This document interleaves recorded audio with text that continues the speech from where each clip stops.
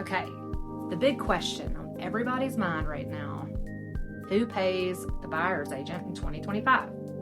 If you've been scrolling Reddit, TikTok, or Facebook groups, you've probably seen everything from agents are free now to you'll need to bring thousands of dollars to the table just to work with an agent.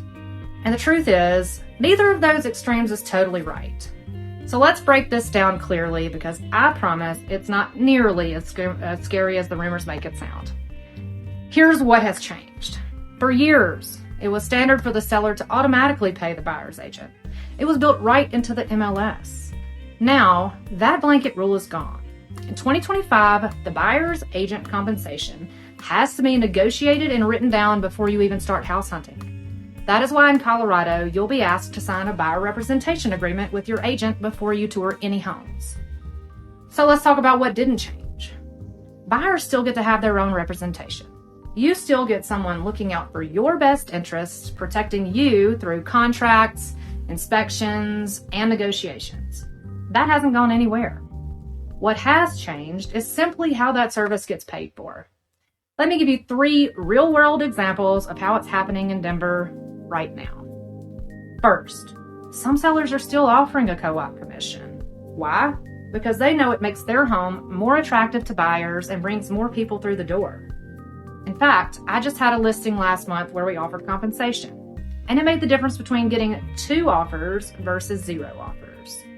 Second, sometimes the buyer pays directly. This can look like a flat fee or a percentage. I have seen creative retainer models where the buyer pays a small amount up front and then the rest at closing. Third, we're seeing hybrids. In one deal, the seller chipped in a portion as concession, and then the buyer covered the rest. That way, nobody felt like they were carrying the whole cost. Now, let's tackle the myth I keep seeing on Reddit. Can you roll your agent's commission into your mortgage?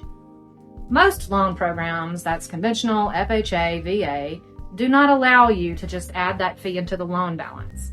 That's why buyers are panicking about having to write big checks. But here's the reality. Sellers can offer concessions to help cover these costs. Buyers can structure deals creatively so they're not stuck paying everything out of pocket. So what does that mean for you if you're thinking about buying right now? Budget it, but do not assume that you'll actually end up paying it all. In practice, most Denver homes right now are still including some form of co-op or concession. And remember, a good agent will help you structure the deal so you're not surprised at closing at all. What does it mean for you as a seller? Well, you get to choose. If you want maximum exposure, offering compensation is still one of the best ways to attract buyers.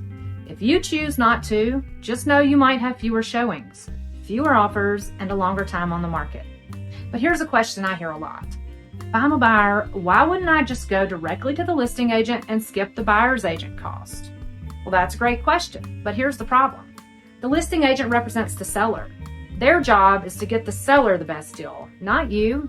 It's like going into a courtroom and asking the other side's lawyer to represent you. I mean, that's why buyer's agents exist. They were not always a thing. So here's the bottom line.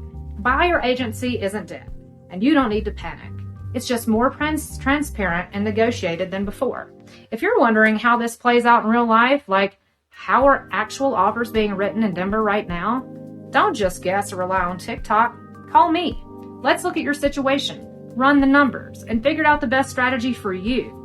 I'll make sure you're not only protected, but you're also saving money where you can. I would love to help you buy or sell your next home. Please reach out at 662-588-2420.